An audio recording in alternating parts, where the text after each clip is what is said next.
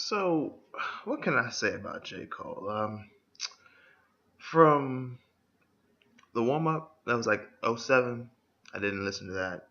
To the come up, '09, 2010, Friday Night Lights. Then in 2011, you get Sideline Story. So that's four projects. Then in 2013, you get Born Center. And then in 2014, like on December 9th, I believe it was. Yeah, it was December 9th, actually.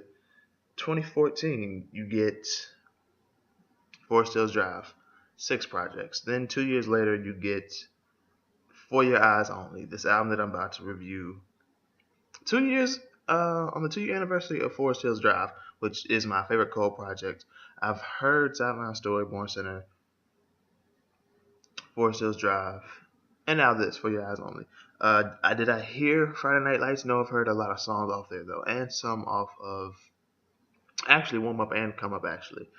Uh, if you ask me, Sideline Story was just all those mixtapes, just me and Cole the album. I think it was a dope. I think it was a cool project. The knock on Cole has always been that he just raps, and I've even said this myself. Actually, I say this in particular. I think he raps like the average nigga off the streets, and that's why people love him so much because they can relate. He reminds them of the rapper that they could be or could have been. Maybe they just gave up on rap, but he reminds them of the rapper that they could be or could have been. He gives them hope if they're trying to be a rapper, or he was no, they were J. Cole, and they could have been where he is at now. They just didn't get there, so they're rooting for him, and they just like he's. What I even tweeted this out. He's deep in a simple way. You don't have to be. You don't have to be deep.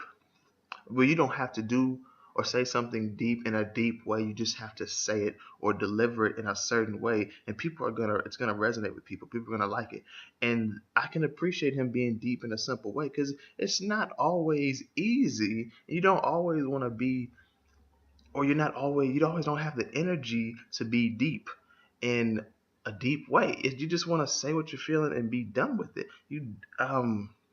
That's not a knock on Cole. That's not a knock on guys who are deep or don't go deep with how deep that they can get. Like Kendrick, I would say Drake, but I don't know what to call Drake really. Earl Sweatshirt, Tyler the Creator, and that's just deep in what they're saying, how they're saying it, and the production that they that's on their music. And with this album, it's 10 tracks long, and I have to say, to those who said Cole can be boring, he can be. To those who said Cole can really spit, he can do that too. To those who said Cole is just trash, he's not trash. If you ask me, he's probably the closest thing to, I don't want to say, well, yeah, he's more Pac than Kendrick is. Kendrick is more on the Andre 3000. Cole is more on the Nas and Pac thing, especially Pac. Because if you look at Pac, he's kind of the same way. Raps like the average dude off the street, but he's so simple with it. And when he gets deep, he's really getting deep. If it's Born Center is like a mix of both, deep and just simple. But when it got deep, it got really deep. On Forest Hills Drive, when it got deep, it got really deep. But when it was simple on Forest Hills Drive and um, Born Center and the past projects, fairly simple. But this album is something not different, more the same, but it's cool. It's cool. J. Cole, For Your Eyes Only. 10 tracks, and once again, no features. So he's probably going to go platinum with no features again. Can you say he's doing this on purpose so you can say he's been platinum with no features twice? Maybe he is. And I've always said it's not like that's so impressive. I mean, it is impressive, but it's not like Cole. I mean, it's not like Kendrick and Drake can't do the same thing. Track number one, For Whom the Bell Tolls. Jazzy introduction becomes very soulful as it progresses on, and this is Cole just talking about how he's being consumed by life, and it's just things are getting to him. And you realize what he's talking about as the album goes on because he expands, he goes further into what he's um, what's getting to him. He's not. One of his flaws have always been, if you ask people, he doesn't expand on what the problem is. I've never seen that. If you ask me, he does expand. Track number 2, Immortal. Very ambient vibes and grooves on here. I can tell Cole's hurting just by the delivery towards the end of his second verse. Just telling hood stories about real niggas and how real niggas don't die. And he gives a small shout out to Virginia, so I can appreciate that myself. Um, Track number 3, Deja Vu. This is weird because not the track. Just to get off subject real quick. I've ever since I went back and listened to Deja Vu by Nas. I heard that, then I hear Post Malone Deja Vu, then I see this and other songs being titled Deja Vu. I'm like, wow, that's something out of nowhere. These songs titled Deja Vu coming out of nowhere. But this kind of reminds me of some Drake, just given the beat. But the way Cole delivers is strictly Cole, so there's nothing to worry about there.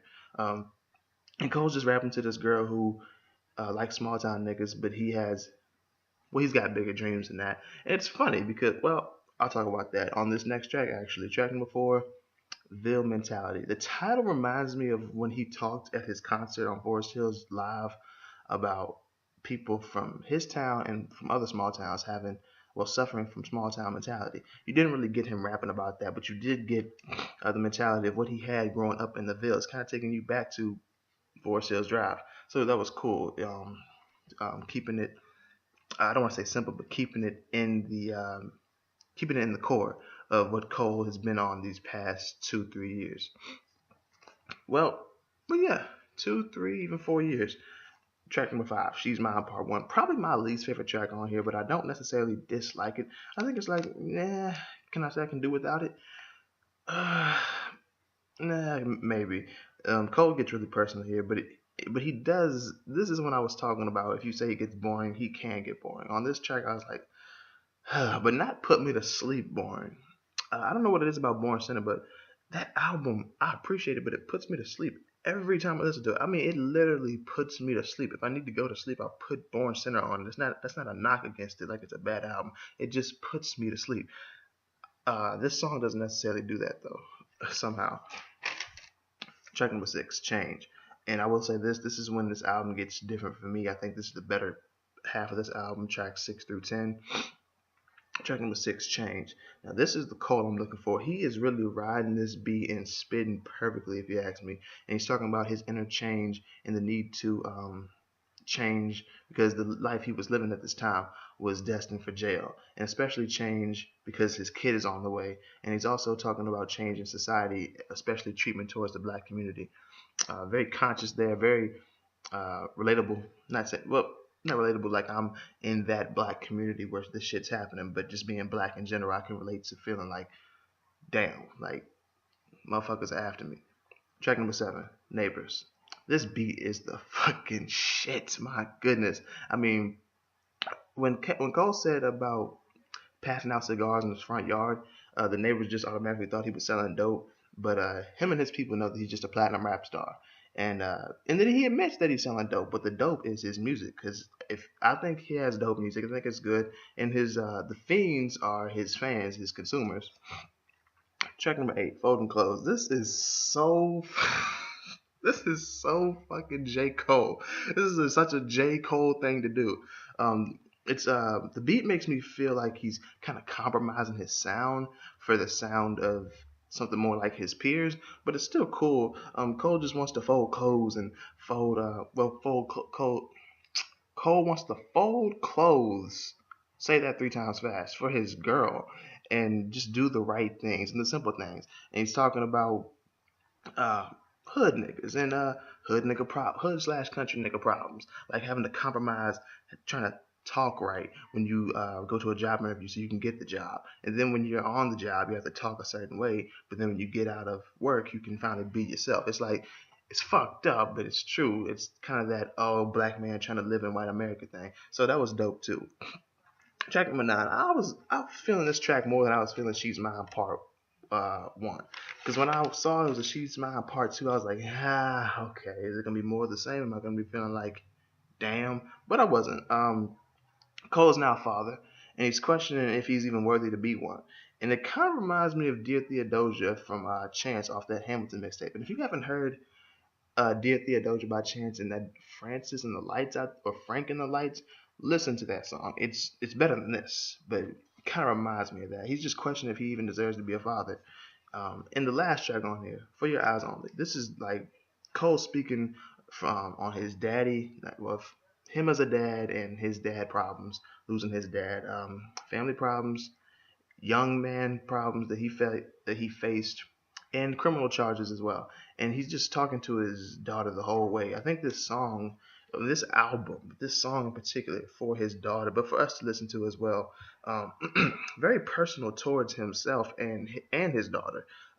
Talking about how I play this for her when she's gone, and he's saying like, if you're hearing this, just means that I'm I'm not here anymore, and it's fucked up. But you probably hate me, but I can relate because I hated my dad, and I lost him at a young age. It was like, damn, Cole is really getting personal here. He's really expanding on his problems and what led to these problems. So if you're knocking on him for being dull or boring, I can see that, but it's not like he's not getting better with this album. Do I think this is better than Forest Hills Drive?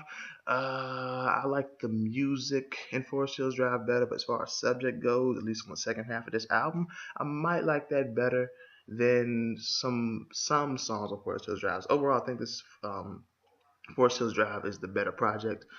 You could even argue that Born Center is the better one. I could see that. It just puts me to sleep. But I still think it's a good album. Do I think this is better than Sideline Story? Yes, because I think Sideline Story was just Friday Night Lights and the warm up or the come up in together, all those mixtapes together as one album. So overall, I'd say this is a solid project. Like I said, he's simple in a no, he's deep in a simple way, and that's why people like him. So I have to give this project a solid 7 out of 10. There's not a track on here where I can like say it's a dud, throw it away, because it wouldn't be the same album if it wasn't there. If you ask me, even if the album originally only had 9 tracks and that song I don't necessarily care for wasn't there, it still wouldn't be the same album. I could probably be like, that kind of would fit, even though I could kind of do without it. Could I say this is like Forest Hills Drive, um, leftovers? Maybe one, maybe two, but it's still cool. It's better, it's deeper, it's more progress from Cole as a person and an artist because things have happened in his life. So like I said, 7 out of 10. I don't even want to give it like a grade from F through A or A through F because it's like why? So I'll just go ahead and say it's a 7 out of 10. If you've heard this project, let me know what you think about it in the comment section below and what you think about my review on it. Also, be sure to hit the like button if you like this review. Share the review and subscribe if you're new. Get me on Twitter, Facebook, AudioMac, SoundCloud, Instagram, and hit up my email for business or anything. What I mean by hit up my email for business is if you need your music chopped and screwed, reviewed, if you need beats made, or you want to be featured on one of my upcoming DJ mixtapes, the email is dynamicjab@gmail.com. Or if it's easy for you to get at me on social media, like I said, Twitter, Facebook, it's all in the description. Or if it's easy for you to get at me in the comment section of this video, go ahead and leave a comment and we'll see what we can do. Thank you for watching.